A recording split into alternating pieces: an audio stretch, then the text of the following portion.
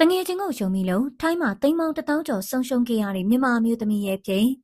ထိုင်းနိုင်ငံမှာကိုပိုင်ကုမ္ပဏီထောင်ထားပြီးအောင်မြင်နေတဲ့လင်းနာဆိုတဲ့မြန်မာအမျိုးသမီးတူကတော့သူ့ရဲ့ရှင်းနေဆုံးတငယ်ချင်းလို့သတ်မှတ်ထားသူရဲ့တစ္ဆာဖောက်မှုကြောင့်ထိုင်းဘတ်ငွေသိန်း100မြန်မာငွေနဲ့ဆိုသိန်းပေါင်း1000ဖောက်ထွင်းခိုးယူခံလိုက်ရတဲ့ဖြစ်စဉ်ကထိုင်းမီဒီယာတွေမှာဟိုးလေးတကြော်ဖြစ်နေပါတယ်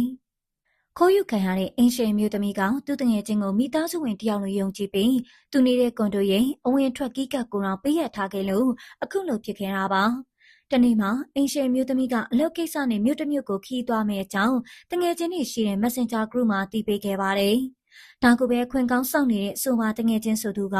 အိမ်မှာလူမရှိတာသိကြတဲ့အချိန်မှာကြံရပါရီနဲ့အတူရောက်လာခဲ့ပါတယ်။ယုံကြည်လို့ပေးထားတဲ့ကီးကပ်နဲ့ကွန်ဒိုဆောင်နဲ့အလွယ်တကူဝင်ရောက်ပြီးအခန်းတကားကိုတော့ဖောက်ထွင်းဝင်ရောက်ခဲ့ကြတာပါ။အင်ရှင်ရဲ့ငွေထားတဲ့နေရာကိုအတိအကျသိနေသူဖြစ်တာကြောင့်အိမ်မှာရှိသမျှငွေသားပတ်10တန်းလုံးကိုယူဆောင်သွားခဲ့ပါတယ်။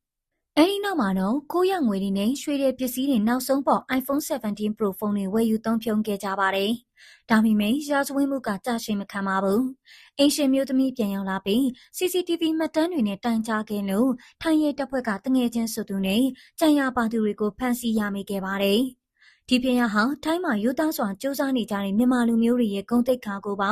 အကြီးကျယ်ထိခိုက်စေခဲ့ပါတယ်။ဒါတစ်ပါးမှာကိုလူမျိုးချင်းချင်းရိုင်းပင်ရမယ်ဆိုဒီလိုယုံကြည်မှုကိုအလွဲသုံးစားလုပ်သွားတာက